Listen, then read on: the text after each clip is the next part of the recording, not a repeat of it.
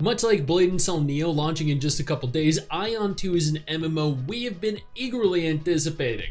Well, for the most part. This is, of course, NCSoft. They failed with Aion. They failed with Aion Classic. I don't have the highest expectation for Aion 2. Nevertheless, this is still a new MMO set within the Aion verse. So, at the end of the day, this is probably still going to be a ton of fun to play in the short term until pay to win runs rampant, until balancing issues arise, and until the game ultimately falls into obscurity just like Aion did. And I know I'm not selling you on the game here. I apologize for that.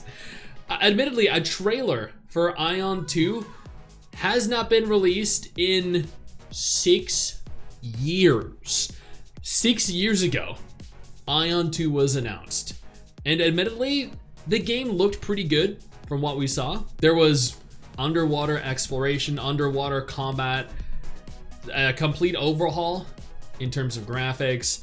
This was an MMO that, for all intents and purposes, was Aion, but, you know, overhauled, remastered, and then they went silent for literally 6 freaking years until the 12th of February 2025, where not only do we have confirmation as to when Aion 2 is going to be releasing, but whether we're getting it globally. That's what we're gonna go ahead and take a look at. Before we delve into this though, this was in reference to the NCSoft 2024 performance and current status. This was, I believe, the final quarterly financial report of 2024, and then a recent call with who I believe to be the CEO, or at the very least the co-CEO, the CFO, and the IR director. This was held on Wednesday, February 12th, 2025 at 9 a.m. There is a whole lot of information here concerning NCSoft as a whole, but there are several mentions of Aion 2. That's what we're directly interested in. Now, the title states NCSoft Aion 2 strengthening communication with users starting in the second quarter of this year. Let's scroll down to Aion specifically. The results of the recently released MMORPG that leveraged NC's strengths are not good. What do you think, and how will you solve this issue in Aion 2? I'm assuming the recently released MMORPG means Throne Liberty? Realistically, that is the only MMO that NCSoft has released in the last year. That I remember anyway. There may have been a mobile MMO that they released. The co-CEO, Park Byung-woo, said, I'm also aware that the MMORPG market is not growing, and it isn't. It's actually shrinking. Less people are playing MMOs today than any point in the last decade. And that isn't because we're less interested in MMOs. It's because there are just no MMOs to play, other than the MMOs we've already been playing for a decade now. I think the reason why the MMO market has not grown in Korea and Taiwan, traditionally very strong markets, is because games similar to Lineage-like have been released more than MMOs with new user experiences. That's not untrue. Games that are like every other game you've played, but with less content, more predatory business practices, causing users to become bored. Once again, I completely agree. Just as the overall market size grew when we released Aion and Blade and Soul in the past, which is 100% factual, Aion and Blade and Soul both did phenomenally millions of players. So did Terra, so did Rift. If an MMO with new user experiences is released, I think the market has the potential to grow because there is still a considerable potential user base. Not potential, there is a considerable definitive user base. There are millions of players, tens of millions of MMO players that are just waiting for something good to release. There's a reason why WoW has WoW Classic, the hardcore servers, so many variants of the game with millions, probably over 10 million players still subscribe to the game. Before we go any further, I do want to take a moment here to thank all of my incredible patrons over on Patreon and my YouTube channel members who allow for me to continue to do dedicated videos like this every single day. You guys are absolutely phenomenal, and I genuinely cannot thank you all enough for the support. The most useful result we gained from releasing Throne and Liberty, so that's what it was discussed, that's what they were discussing earlier, in North America and Europe last year, was that there are many potential MMORPG users overseas. However, we're focusing on the fact that there is no supply compared to that, and there are not many companies that can release MMORPGs globally, which is also true, which is why so many studios partner with Amazon to release their game. Bandai Namco did it with Blue Protocol. NCSoft did it with Throne and Liberty. We had Smilegate do it with Lost Ark. Throne and Liberty has achieved meaningful results, not great, but meaningful results. And the cumulative number of users has exceeded 7 million, which for a free MMO is honestly not that high. I think that if we release such a meaningful MMORPG, the market will grow again. There are a few things I learned while launching Throne and Liberty. I realized that there are differences in the platforms, the content, the gameplay, and BM used by potential users in the MMORPG market compared to Korea, Taiwan, and Europe, which is very true. Every region has their own likes and dislikes, their own target demographic. Asia, as an example, Korea specifically and China, they love grinding. Like, I'm not even exaggerating here, they literally love hardcore grinding.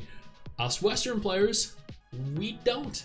We really don't like spending 10 hours a day grinding for something that really has no value or meaning. No real sense of reward is given to us as players. In the case of Aion 2, we develop content and games that fit both Korea and Taiwan and the global market. I'm not sure how this is going to function, given we're such contrasting differences in terms of likes and dislikes and overall even just mentality. But we seriously considered simultaneous releases, which is good. This is good. An MMO that releases everywhere at the same time is significantly, or has a significantly higher chance of being a success than one that releases in Korea or China or Japan, and then globally far, far down the line. That's why we plan to release Aion 2 in Korea, Taiwan first Okay. Aion 2 in Korea and Taiwan first at the end of 2025, and then release it in North America and Europe after modifications a short time later. Okay, so what I'm hearing is Blue Protocol all over again. We're gonna release it in our region, and then once changes have been made, adequate changes, sufficient alterations have been made to the game to cater to global players, we'll then release this version to them. Maybe. Once our version of the game is dead, just like Throne and Liberty. Do they not learn? Oh my god, what? Okay, let's continue.